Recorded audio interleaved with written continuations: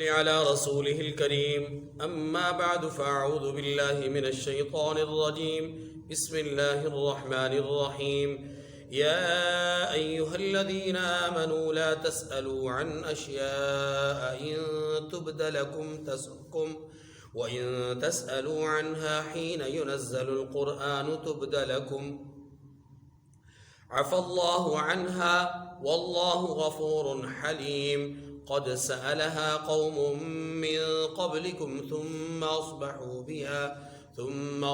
بها كافرين ما جعل الله من بحيرة ولا سائبة ولا وصيلة ولا حام ولكن الذين كفروا يفترون على الله الكذب وأكثرهم لا يعقلون صدق اللہ العظیم۔ سورۃ المائدہ کی آیت نمبر 101 سے آیت نمبر 103 تک 3 آیات کریمہ کی تلاوت ہوئی۔ ان 3 آیات کریمہ سے پہلے اللہ تبارک و تعالی نے ان چیزوں کا ذکر فرمایا کہ جن کو دائمی طور پر حرام کیا، اور ان چیزوں کا بھی ذکر فرمایا جن کو عارضی طور پر حرام کیا۔ ساتھ ہی یہ مسئلہ بھی بیان کیا کہ خود سے کسی حلال چیز کو حرام نہ بناؤ اور کسی بھی حرام چیز کو حلال نہ بناؤ۔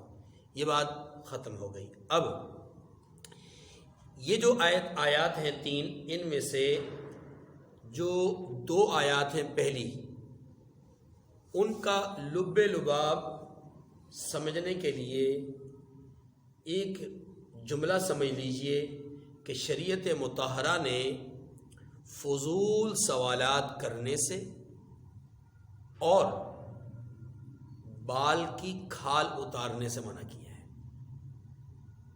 بس اب یہ بات جب ہمارے ذہن میں آ گئی تو ترجمہ پڑھتے ہیں، اور ترجمہ کی روشنی میں پھر جو بات ہوگی ورز کریں گے۔ یا ایھا الذین آمنوا لا تسألوا عن اشیاء ان تبد لکم تسؤکم۔ اے ایمان والو، ایسی چیزوں کے بارے میں مت سوال کرو کہ اگر ان کی حقیقتیں تم پر ظاہر کر دی جائیں تو تمہیں بری لگے۔ وَإِن تَسْأَلُوا عَنْهَا حِينَ يُنَزَّلُ الْقُرْآنُ تُبْدَ لَكُمْ، اور اگر قرآن کے نازل ہونے کے ایام میں ایسی باتیں پوچھو گے تو تم پر ظاہر کر دی جائیں گی۔ عَفَى اللَّهُ عَنْهَا، اللہ نے ایسی باتوں کے پوچھنے سے درگزر فرما دیا ہے۔ واللہ غفور حلیم، اور اللہ بخشنے والا بردبار ہے۔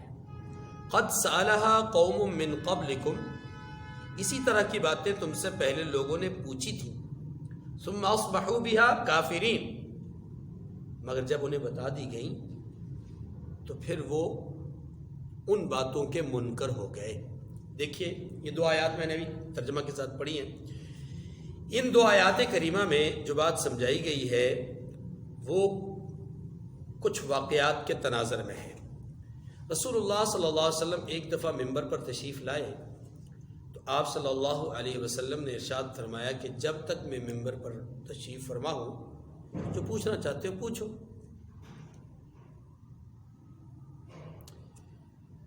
تو ایک شخص نے پوچھا کہ من ابی، میرا باپ کون ہے، میرا والد کون ہے۔ اس سوال کا پس منظر یہ تھا اس آدمی کے ذہن میں کہ چونکہ اس آدمی کو لوگ طرح طرح کی باتیں سناتے تھے کہ تمہارا باپ فلاں ہے، تمہارا باپ فلاں ہے، تم خدا نخواستہ حرامی ہو، ولد الزنا ہو، مطلب اس طرح کے الفاظ۔ وہ تنگ آ چکا تھا ان باتوں سے اور ان سوالات سے اور اس طرح کی طعن و تشنیع سے، تو اس نے موقع پا کر کے رسول اللہ صلی اللہ علیہ وسلم سے بات پوچھ لی کہ من ابھی، میرا باپ کون ہے۔ سوال تو کرنے کی وجہ اس کی یہ تھی، لیکن یہ سوال بنتا نہیں تھا۔ یہ بات ذرا سمجھیے گا، اس لیے کہ بڑی مجلس میں اس طرح کا سوال کر لینا ذلت اور رسوائی کا باعث بھی ہو سکتا ہے، اس لیے کہ جو شخص آپ کے گھر میں ہے، آپ کے والد کی حیثیت سے ہے، آپ اس کے بیٹے کی حیثیت سے ہیں، اگر نبوت جو کہ وحی کے مطابق گفتگو کرتی ہے، یہاں اگر حقیقت کچھ اور ہوتی اور ظاہر کر دی جاتی، جیسا کہ سوال ہوا، تو جواب تو دیا جاتا، اور اگر ایسا ہو جاتا کہ باپ کوئی اور ہوتا اور وہ کسی اور کو باپ سمجھ رہا ہوتا، تو بھری مجلس میں اب تو رسوائی یقینی تھی۔ پہلے تو شک و شبہ تھا نا، کسی نے کچھ کہہ دیا، ساری باتوں کے جھوٹے ہونے کا امکان موجود، لیکن جب نطق نبوت سے بات نکل گئی تو پھر جھوٹ کا امکان موجود نہیں۔ اس لیے رحمت دو عالم صلی اللہ علیہ وسلم کو اس سوال پر بڑا غصہ آیا۔ اس سے معلوم یہ ہوا کہ غصہ آنا نبی کی شان اخلاق کے خلاف نہیں ہے، یہ بھی اخلاق کا ہی ایک حصہ ہے کہ ایسی بات جو کہ مروت اور اخلاق کے خلاف ہو، دین اور شریعت کے ضابطے کے خلاف ہو، ایسی بات کر دینا کہ جس کا خمیازہ اور نتیجہ بہت بھیانک ہو سکتا ہے، ایسی بات کرنے پہ غصہ آ جانا، غضب آ جانا، یہ فطرت انسانی کا تقاضا ہے، فطرت انسانی کا۔ اور پھر انبیاء علیہ السلام تو دین کے پرچار کے خواہاں ہوتے ہیں، ٹھیک ہے جی۔ اب اس آدمی نے سوال کر دیا، رسول اللہ صلی اللہ علیہ وسلم نے غصے اور غضب کا اظہار فرمایا، مطلب آپ علیہ السلام کو غصہ آیا، آپ نے غضب کو ظاہر فرمایا۔ حضرت عمر ابن خطاب رضی اللہ تعالیٰ عنہ نے فوری طور پر آپ کے غصے کو بھانپ لیا، تو فوراً کہنے لگے کہ رضینا باللہ ربا وبالاسلام دینا وبمحمد صلی اللہ علیہ وسلم نبیہ۔ ہم اللہ کو رب مانتے ہوئے راضی ہو گئے، ہم اللہ کو رب مانتے ہوئے راضی ہو گئے، وہی ہمارا رب ہے، اور اسلام کو دین مانتے ہوئے راضی ہو گئے، اور محمد صلی اللہ علیہ وسلم کو نبی اور رسول مانتے ہوئے راضی ہیں۔ یعنی مطلب یہ ہے کہ ہم کسی قسم کا کوئی اعتراض، کوئی شک، کوئی شبہ، کوئی کسی قسم کا ایسا معاملہ نہیں کرتے۔ یہ جملہ اصل میں یہ بات حضرت عمر رضی اللہ عنہ نے رسول اللہ علیہ وسلم کے غصے اور غضب کو ٹھنڈا کرنے کے لیے کی، تو آپ علیہ السلام کا غصہ کافور ہو گیا۔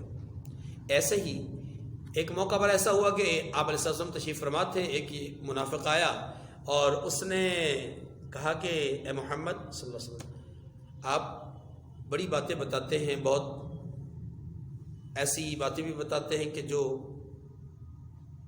جن کا وجود نہیں ہوتا، تو میری اونٹنی گم ہو گئی ہے، تو مجھے بتلا دیجیے میری اونٹنی کہاں ہے۔ اب یہ بات بھی غیر فطرتی تھی، اس کا نبوت کے ساتھ تو کوئی تعلق نہیں ہے نا، جیسے پہلی بات کا بھی نبوت کے ساتھ کوئی تعلق نہیں تھا۔ کیوں؟ اس لیے کہ اصولی بات ہے الولد للفراش، بچہ اسی کا سمجھا جاتا ہے جس کے بستر پر ہو، لیکن اگر کوئی آدمی پوچھ لیتا ہے اور خدا نہ خواستہ حقیقت کچھ اور ہو جیسا کہ کہا گیا ہے، تو پھر معاملات خراب اور خفت بہت زیادہ بڑھے گی۔ اس آدمی نے پوچھا کہ اے محمد میری اونٹنی کہاں ہے؟ تو اللہ کے رسول صلی اللہ علیہ وسلم کو غصہ بھی آیا اور آپ نے فرمایا مجھے معلوم نہیں، مجھے۔ اچھا، اس نے یہ بات سنی نا تو سن کر کے چلا گیا اور لوگوں میں بات پھیلانے لگا کہ دیکھو محمد صلی اللہ علیہ وسلم آسمان کے اوپر کی باتیں کرتے ہیں، زمین کے نیچے کی باتیں کرتے ہیں، ادھر کی ادھر کی، ہاں جی، غائب اور حاضر سب کی باتیں کرتے ہیں، اور میری اونٹنی کا نہیں بتا سکے، کیسے نبی ہے؟ اور طرح طرح کی باتیں، اس طرح کے الزامات لگانے لگ گیا۔ کچھ دیر کے بعد اللہ کے رسول کے پاس وحی آئی، جبرائیل امین آئے، آ کر کے انہوں نے حالات بتلائے۔ آپ علیہ السلام نے اس منافق کو بلایا، فرمایا جاؤ فلاں جگہ پہ ایک درخت ہے، اس درخت کے ساتھ تیری اونٹنی لٹک رہی ہے، اور لٹکنے کی وجہ یہ ہے کہ وہ اس کے گلے میں جو قلادہ تھا، پٹا تھا، وہ درخت کی کسی ٹہنی میں، مضبوط ٹہنی میں پھنس گیا، اور اسی کی وجہ سے وہ اونٹنی وہاں پر لٹک گئی، ہے زندہ لیکن لٹکی ہوئی ہے۔ تو یہ اس طرح کے بیہودہ سوالات، فضول سوالات، ان سے منع کیا گیا ہے۔ یاد رکھیے شریعت مطہرہ نے مطلقاً سوال کرنے سے منع نہیں کیا. کیوں؟ اس لیے کہ خود آقا دو جہاں صلی اللہ علیہ وسلم نے فرمایا کہ سوال کرنا آدھا علم ہے. سوال کرنا کیا ہے؟ کیا مطلب؟ مطلب یہ کہ ایک چیز مجھے معلوم نہیں، میں نے کسی صاحب علم سے پوچھی تو گویا آدھا کام میں نے کر دیا، آدھا کام اس صاحب علم نے کرنا ہے، جواب دینا ہے، تو بات پوری ہو جائے گی نا، علم پورا ہو جائے گا. اس لیے فرمایا سوال کرنا آدھا علم ہے. تو سوال کرنا منع نہیں ہے، فضول سوال کرنا منع ہے. بات سمجھ گئی؟ اگلی بات، دوسری بات اس کے ضمن میں یہ بھی سمجھ لیجئے کہ بہت زیادہ سوالات کرنا بھی منع ہے. بعض اوقات فضول سوال ہوتے ہیں، بعض اوقات سوالات درست ہوتے ہیں لیکن زیادہ ہوتے ہیں، اور اتنے زیادہ ہوتے ہیں کہ باریکی میں چلے جاتے ہیں یہاں تک کہ اس کو ہم محاورتاً کہتے ہیں بال کی کھال اتارنا. جب رحمت دو عالم صلی اللہ علیہ وسلم نے حج کی فرضیت کا اعلان فرمایا، بلکہ آپ نے حج جب ادا فرمایا حجۃ الوداع، تو اس دوران آپ صلی اللہ علیہ وسلم نے لوگوں سے کہا کہ لوگوں خذوا عنی مناسککم، مجھ سے حج کے مسائل کو سیکھ لو. یہ حج اللہ نے تم پر فرض کیا ہے، اس کے مسائل کو سیکھ لو.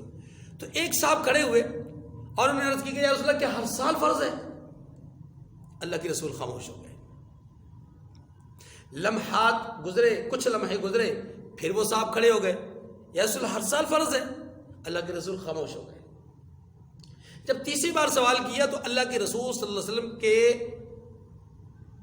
پیشانی مبارک پر شکن پڑ گئے، ناگواری کے آثار نمایاں ہونے لگے. اور پھر آپ صلی اللہ علیہ وسلم نے فرمایا کہ اگر میں کہتا کہ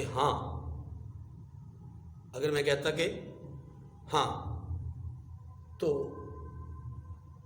تمہارے لیے مشکل ترین ہو جاتا، یعنی امت کے لیے، ہر انسان کے لیے مشکل ترین ہو جائے. اور اگر میں کہوں کہ نہیں،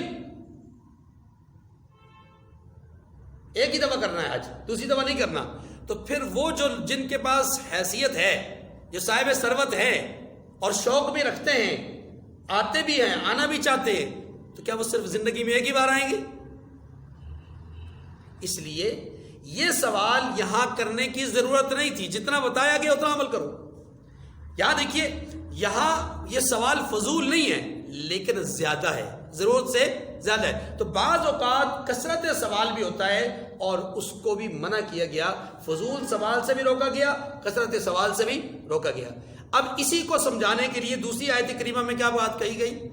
دوسری آیت کریمہ میں ایک ماضی کے واقعے کی طرف اشارہ کیا گیا، یا ماضی کے کچھ واقعات کی طرف اشارہ کیا گیا، اور وہ واقعات قوم بنی اسرائیل کے ہیں. آپ جانتے ہیں کہ بنی اسرائیل کو جب ایک مقتول کے قاتل کی تلاش کے لیے گائے ذبح کرنے کا حکم دیا گیا تو انہوں نے حکم کی تعمیل کے بجائے سوال کیا، پھر دوسرا سوال کیا، پھر تیسرا سوال کیا، رنگ پوچھا، عمر پوچھی، اس کی صفت پوچھی. نتیجہ کیا ہوا کہ جو ان کے سوالات تھے ان سوالات کے تناظر میں جواب سخت سے سخت آتا گیا، یہاں تک کہ اس صفت کی، اس عمر کی، اس رنگ کی گائے صرف قرۂ ارضی پر ایک ہی تھی. اب اسے پانے کے لیے انہیں بھاری قیمت چکانی پڑی. اگر وہ پہلے ہی حکم کی تعمیل کر لیتے، کوئی بھی گائے پکڑتے، ذبح کر لیتے، حکم کی تعمیل ہو جاتی، حکم کی بات میں آ رہی. تو یہ بات سمجھائی گئی کہ کثرت سوال بعض اوقات انسان کو ہلاکت میں ڈال دیتی ہے، تباہی میں ڈال دیتی ہے، یا مشکل میں ڈال دیتی ہے. یہ بات سمجھانے کے لیے دوسری آیت کریمہ میں ماضی کی طرف اشارہ کیا گیا. اچھا، پہلی آیت کریمہ میں دو جملے اور ہیں، ان تسألوا عنہا حین ینزل القرآن تبد لکم عفا اللہ عنہا. دیکھیے کیا کثرت سوال یا فضول سوالات نزول قرآن کے زمانے میں ہی ممنوع ہے یا بعد میں بھی ممنوع ہے؟ اس کا جواب یہ ہے کہ بعد میں بھی ممنوع ہے. بس فرق یہ ہے کہ نزول قرآن کے زمانے میں ان کا جواب وحی کے ذریعے سے آئے گا، اور نزول قرآن کے بعد کے زمانے میں وحی کے تناظر میں جواب دیا جائے گا. بات سمجھ گئی؟ اگلا جملہ عفا اللہ عنہا، یہ جو جملہ ہے اس جملے کا مفہوم یہ ہے کہ بعض لوگوں کے ذہن میں یہ بات آ سکتی ہے کہ جی میں نے تو اپنی زندگی میں بڑے فضول سوالات کیے. بعض لوگوں کے زندگی میں ذہن میں بات آ سکتی ہے کہ میں نے تو حضور سے بہت زیادہ فضول سوالات کیے اور بعض اوقات بہت کثرت سے سوالات کیے، تو میرا کیا بنے گا؟ اس کا جواب دیا گیا کہ ماضی میں جو ہو چکا سو ہو چکا، عفا اللہ عنہا، ان کو اللہ نے بخش دیا، ان کو اللہ نے. لیکن آئندہ کے لیے احتیاط کرنی ہے، فضول سوالات نہیں کرنے، زیادہ سوالات نہیں کرنے. یہ بات سمجھ آ گئی جی؟ آئیے جی آگے چلتے ہیں. ما جعل اللہ من بحیرۃ ولا سائبۃ ولا وصیلۃ ولا حام ولکن الذین کفروا یفترون علی اللہ الکذب واکثرهم لا یعقلون. یہ آیت نمبر 103 ہے اور اس میں فرمایا گیا ہے کہ اللہ نے نہ تو بحیرہ کچھ بنایا ہے، یعنی بحیرہ کو کوئی چیز بنایا ہے، ولا صائبہ، نہ ہی صائبہ کو، نہ ہی وسیلہ کو، نہ ہی حام کو، ولیکن الذین کفروا یفترون علی اللہ الکذب، بلکہ کافر اللہ پر جھوٹ بولتے ہیں، واکثرهم لا یعقلون، اور یہ اکثر لوگ عقل نہیں رکھتے. اس آیت کریمہ کو ذرا سمجھیے گا. اس آیت کریمہ کے سمجھنے کے لیے یہ بات سمجھیے گا کہ عرب معاشرہ، آپ جانتے ہیں کہ رسول اللہ صلی اللہ علیہ وسلم کی بعثت مبارکہ سے بہت پہلے مکہ مکرمہ کا شہر آباد ہوا تھا، اور اس کی آباد کاری میں حضرت ابراہیم علیہ السلام کے فرزند ارجمند حضرت اسماعیل اور ان کی والدہ ماجدہ حضرت ہاجرہ علیہ السلام، ان دونوں ماں بیٹے کا ایک بہت بڑا عمل دخل ہے. یہاں یہ آباد ہوئے، ان کو دیکھ کر کے اور قومیں آباد ہوئیں، آتے آتے آتے یہاں مکہ مکرمہ آباد ہو گیا. مکہ مکرمہ میں اور خطہ عرب کے اندر رسول اللہ صلی اللہ علیہ وسلم سے پہلے حضرت اسماعیل علیہ السلام آخری نبی تھے، اور یہ جو بعثت ہے حضرت اسماعیل علیہ السلام کی، یہ تقریباً 2600 سال پرانی بات ہے. حضرت پاک صلی اللہ علیہ وسلم کی آمد مبارکہ سے پہلے حرم مکہ میں یا عرب کے اندر 1600 سال تک بالکل توحید ہی توحید تھی، شرک کا نام و نشان نہیں تھا. 1600 سال کے بعد، یعنی ابراہیم علیہ السلام کے 1600 سال بعد یا اسماعیل علیہ السلام کے 1600 سال بعد، عرب کے اندر آہستہ آہستہ رجحان شرک کا بڑھتا رہا، یہاں تک کہ رسول اللہ صلی اللہ علیہ وسلم کی بعثت مبارکہ سے تقریباً 3 یا 350 سال پہلے حدود عرب کے اندر شرک پھیل چکا تھا، اور اس حد تک پھیل چکا تھا کہ جب آپ علیہ السلام نے مکہ مکرمہ کو سن 8 ہجری میں فتح فرمایا تو اس وقت آپ نے بیت اللہ کے اندر سے 360 بتوں کو توڑ کر کے توڑوا کر کے آپ نے باہر پھینکوایا تھا. آپ اندازہ کیجئے اس حد تک شرک کی انتہا ہو چکی تھی کہ حرم مکہ بیت اللہ شریف کے اندر 360 بت. ٹھیک ہے، اب یہ جو عربی لوگ تھے ان کے اندر بت پرستی بہت زیادہ بڑھ چکی تھی، اور بتوں کے نام پر چیزوں کو بطور نذرانہ پیش کرنا ان کی رگ و پے میں جو ہے وہ پیوست ہو چکی تھی. جیسا کہ آپ اپنے پڑوسی ملک کے اندر دیکھتے ہیں، کوئی بھی کام ہو مندر میں دوڑتے چلے جاتے ہیں اور وہاں جا کر کے ساری چیزیں، اور خود اپنے گھر میں جو دیوتا اور وغیرہ جو ہے دیویاں رکھی ہوتی ہیں ان کو پڑھنا. رسول اللہ صلی اللہ علیہ وسلم سے پہلے یہ شرک کی حالت تھی، اور اسی حالت میں ان کے ہاں نذرانے کے مختلف طریقے تھے. انہی طریقوں کا یہاں پر ذکر کیا جا رہا ہے. یہ طریقے ایسے تھے کہ ان طریقوں پر انہوں نے جانوروں کو اپنی طرف سے حرام کر رکھا تھا، اور یہ سمجھتے تھے کہ یہ اللہ نے حرام کیا ہے. اللہ پاک نے اس کا جواب دیا کہ اللہ نے ایسی کوئی چیز حرمت کی نہیں رکھی، یہ انہوں نے اپنی طرف سے حرام بنا رکھا ہے. وہ چیزیں کیا ہیں؟ توجہ، ایک بحیرہ، یہ بھی ایک جانور ہے. نمبر 2 صائبہ، نمبر 3 وصیلہ صاد کے ساتھ، اور نمبر 4 حام. ان چاروں جانوروں کی تھوڑی سی وضاحت کچھ یوں ہے کہ جو سب سے پہلا جانور ہے بحیرہ، یہ ان کے ہاں اس جانور کو کہتے تھے کہ جس جانور کا دودھ وہ اپنے بتوں کے نام پہ وقف کر دیتے تھے، اب وہ دودھ نہ خود پی سکتے تھے نہ کسی اور کو پینے کی اجازت ہوتی تھی، یہ بحیرہ جانور کہلاتا تھا۔ یہ کیا کہلاتا تھا؟ بحیرہ۔ اب بحیرہ ہی کی ایک اور تفسیر یوں بھی کی گئی ہے کہ یہ وہ مادہ جانور ہے، یہ وہ مادہ جانور ہے جس نے مسلسل 10 مادہ یعنی جانور جو ہے وہ جس کے بطن سے پیدا ہوئے ہوں، اونٹنیاں ہوں یا گائے ہو وغیرہ وغیرہ، ٹھیک ہے، تو اس کو وہ اس لیے بتوں کے نام پہ چھوڑ دیتے تھے کہ یہ بڑی ہی برکت والی اونٹنی ہے، بڑی ہی برکت والا جانور ہے، اس لیے یہ تو بتوں کا ہی دیا ہوا ہے، یہ بتوں کے ہی نام پہ وقف کریں گے۔ دودھ بتوں کے نام پہ وقف ہو جائے یا جانور سرے سے ہی بتوں کے نام پہ وقف ہو جائے، 10 اونٹنیاں یا 10 مادہ جننے والا جانور، اس کو کیا کہتے تھے؟ بحیرہ۔ تو چھوڑتے کس کے نام پہ تھے؟ بتوں کے نام پہ، کھلا چھوڑ دیتے۔ اب اس سے نہ سواری کے لیے استعمال کیا جا سکتا تھا، نہ اس کو ذبح کر کے گوشت کھایا جا سکتا تھا، نہ ہی اس پر برداری کی جا سکتی تھی، نہ ہی اس کا دودھ پیا جا سکتا تھا، کچھ بھی نہیں، اس سے نفع حاصل کرنا حرام تھا ان کے نزدیک۔ نمبر 2، صائبہ، وہ جانور کہ جو ان مشرکوں میں سے کسی کی منت پوری ہو جاتی، کوئی بھی منت کرتا پوری ہو جاتی، اس منت کے پورا ہونے کے بعد جو جانور بتوں کے نام پہ چھوڑا کرتے تھے اس جانور کو صائبہ کہتے تھے۔ یہ ضروری نہیں کہ وہ اونٹنی ہو، بعض اوقات وہ اونٹنی ہوتی تھی، بعض اوقات اونٹ، بعض اوقات گائے، بعض اوقات بیل، بعض اوقات بکری، دمبا، بھیڑ، کوئی بھی حالات ایسا جانور کہ جو عمومی طور پہ پالتو ہوتا تھا، ان میں سے کوئی بھی جانور وہ بتوں کے نام پہ چھوڑ دیتے تو اس کو وہ صائبہ کہتے تھے۔ نمبر 3، وسیلہ، وہ جانور کہ جس کے حوالے سے یہ سمجھ لیجئے کہ ان کا تصور یہ تھا کہ مسلسل مادہ جانور جنتا ہو، یعنی جنتی ہو، وہ جانور جو ہے وہ اونٹنی ہو یا ایسی چیز مادہ کہ جو مسلسل مادہ جانور جو ہے وہ جن رہی ہو، درمیان میں کبھی اس نے نر بھی جن دیا ہو تو کہتے تھے بڑی برکت والی ہے، ہاں جی، یہ تو دونوں کو ہی جو ہے وہ جنم دیتی ہے، مادہ کو بھی اور نر کو بھی، لیکن اس کی اکثریت مادہ جانوروں کی ہے، لہذا اسے بھی بتوں کے نام پہ کر دو کیونکہ یہ خاص بتوں کی دین ہے، خاص بتوں کی۔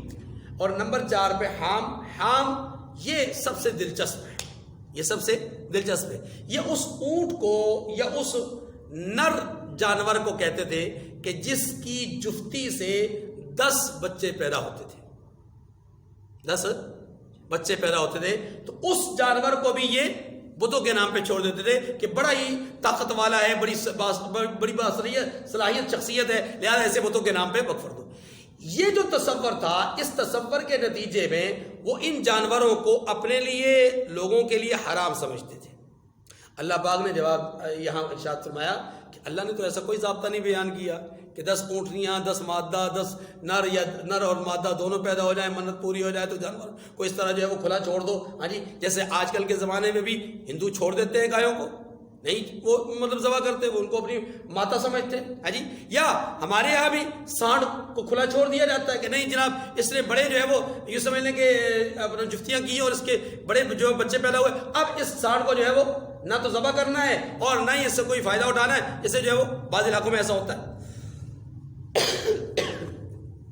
یہ سمجھ لیجئے کہ جانوروں کو اس طرح کھلا چھوڑ دینا اور بے محابہ کسی بھی مقام کے لیے چھوڑ دینا، یہ شرعاً درست عمل نہیں ہے۔ اسی ضمن میں ایک مسئلہ سمجھ لیجئے، ہمارے ہاں یہ بھی ہوتا ہے کہ بعض مزارات پر لوگ جانور جا کر کے کھلا چھوڑ دیتے ہیں، بزرگ کے نام پر، مزار کے نام پر، اور یہ سمجھا جاتا ہے کہ اب اس جانور کو ہاتھ لگانا، اس سے فائدہ اٹھانا، اس کا دودھ پینا، اس سے کوئی نفع اٹھانا کسی کے لیے جائز نہیں۔ یاد رکھیے اس طرح کا عمل شرعاً درست نہیں ہے۔ اب اس کا حکم کیا ہوگا؟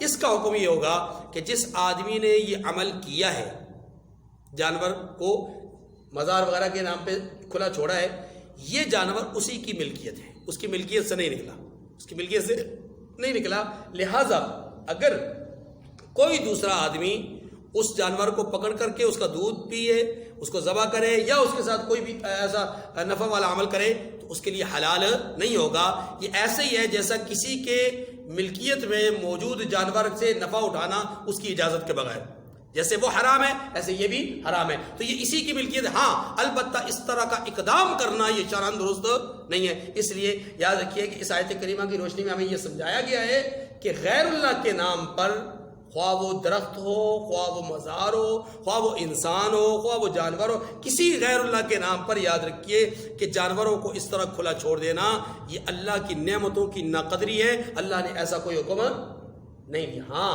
آپ اگر بزرگ کے ایصال ثواب کے لیے کرنا چاہتے ہیں تو آپ ضرور کیجئے، آپ جانور کو اللہ کے نام پہ ذبح کیجئے، ذبح کر کے اس کو پکائیے یا اس کو گوشت کو ہی تقسیم کر دیجئے، غربا میں تقسیم کیجئے اور اللہ سے فریاد کیجئے کہ پروردگار یہ جو میں نے عمل کیا ہے اس عمل کو اپنے دربار میں شرف قبولیت نصیب فرما اور اس کا ثواب فلاں بزرگ کی روح کو پہنچا۔ بالکل درست عمل ہے جی۔ اللہ تعالیٰ مجھے اور آپ کو سمجھنے کی توفیق نصیب فرمائے۔ وآخر دعوانا ان الحمد للہ رب العالمین۔